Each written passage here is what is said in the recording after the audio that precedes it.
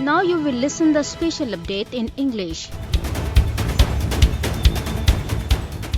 In Indian illegally occupied Jammu and Kashmir, the All-Party Hurriyat Conference has rejected any solution to the Kashmir dispute within the legal framework of the Indian Constitution, making it clear that tens of thousands of martyrs have rendered their lives for the absolute freedom from Indian subjugation. The All-Party Hurriyat Conference spokesman, in a statement issued in Srinagar, while paying rich tributes to the martyrs of Bandipora, Uri and other parts of the territory, reiterated that the Kashmiris would never allow anyone to sabotage the freedom movement for petty political or material gains. The spokesman urged the United Nations Human Rights Council and the human rights organizations to visit the war-torn Jammu and Kashmir to see for themselves the brutalities, including mass killings, gang rapes and arbitrary arrests perpetrated by Indian forces. Hurriyat leaders Muhammad Yusuf Naqash, Muhammad Hamza, Muhammad Akbar and Abdul Samad Inqilabi in their statements issued in Srinagar and Jammu and Kashmir Freedom Movement, Jammu and Kashmir Peer Panjal Peace Foundation, Jammu and Kashmir Peer Panjal Civil Society and Jammu and Kashmir Peer Panjal People's Movement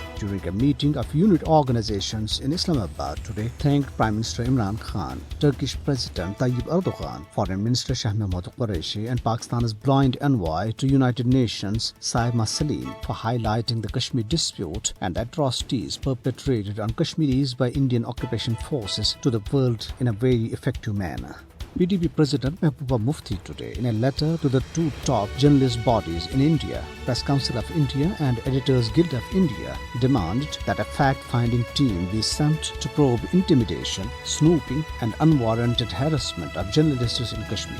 Mehbooba Mufti wrote that police conducted raids at homes of several journalists in Kashmir this month and seized phones, laptops, ATM cards and passports. She maintained that reporting truth to power is being criminalized with every passing day.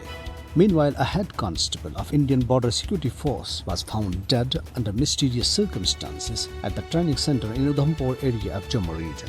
The chairman of Kashmir Institute of International Relations, Altaf Hussain Wani, taking part in the debate held under Item 4 during the 48th session of Human Rights Council in Geneva, urged the United Nations Human Rights Council to establish a commission of inquiry to investigate human rights violations in Indian illegally occupied Jammu and Kashmir. An unprecedented India-wide strike was observed today to mark the first anniversary of 3 controversial farm laws enacted by Modi regime. Call for the strike was given by Indian Farmers Union Samyukt Kisan Morcha. All national highways, state highways, link roads and railway tracks were blocked, particularly in Punjab and Haryana, bringing normal life to a halt. In Punjab alone, farmers protested at over 350 places. The Congress leader Rahul Gandhi, while extending support to Indian farmers' strike with a hashtag I Stand With Farmers, has said in a tweet that farmers' non-violent satyagraha is intact even today, but the exploitative government does not like this and that is why we have Bharat Bandh today.